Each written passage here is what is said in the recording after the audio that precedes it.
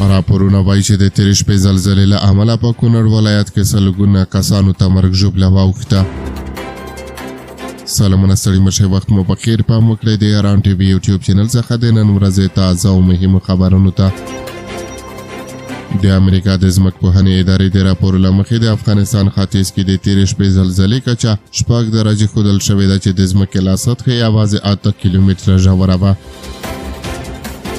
دغه زلزله د شپې 11 بجې 39 دقیقې د افغانستان پر وخت رامنځته شوې ده. دا دغه ادارې د اټکلونو له مخې ښایي د زلزلې د شدت له امله سلګونه کسان وژل شوي وي.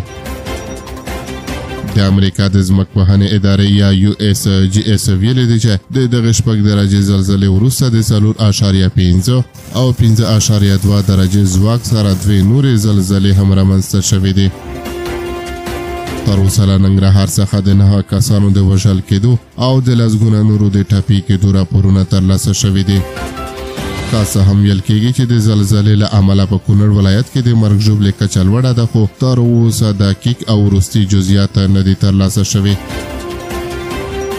په ټولنیزو رسنیو کې لیدل کېږي چې د زلزلې له امله د ماشومانو په ګډون لسګونه کسان وژل شوي دي او یا هم ټپیان شوي دي.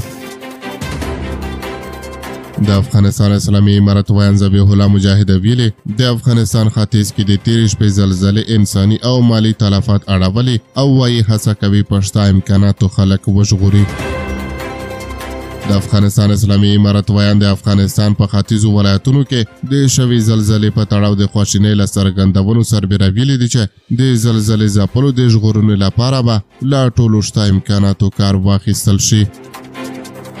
ذبیح الله مجاهد په خپله اکسا پاڼه لیکلي دی د نن شپې د زلزلې له امله په ختیځو ولایتونو کې خلکو ته ځاني او مالي تاوانونه اوښتي دي او په وینا یې د دوی له ځایي مسؤلینو سربېره خلک هم د زلزلې ځپلو د ژغورنې پر هڅو بوخت دي. د نوموړي په وینا زلزله ځپلو سیمو ته له مرکز او نږدې ولایتونو مرستندویه ټیمونه پر لاره دي. په ختیځو ولایتونو کې د پرلهپسې زلزلې او ورپسې ټکانونو له امله ډیره مرګ ژوبله په کونړ ولایت کې رامنځته شوې ده او د ځایي سرچینو په وینا له روغتیایي مرکزونو د زلزلې سیمو د لرېوالي له امله لا هم د ټاپیانو د لیږدونې بهیر دوام لري. د کونړ په ولایتي روغتون کې یوې سرچینې رسنیو ته ویلي دي چې تر اوسه څه باندې 100 ټاپیان یوازې ولایتي روغتون ته لیږدول شوي دي او د ټاپیانو لیږدولو بهیر لا هم دوام لري.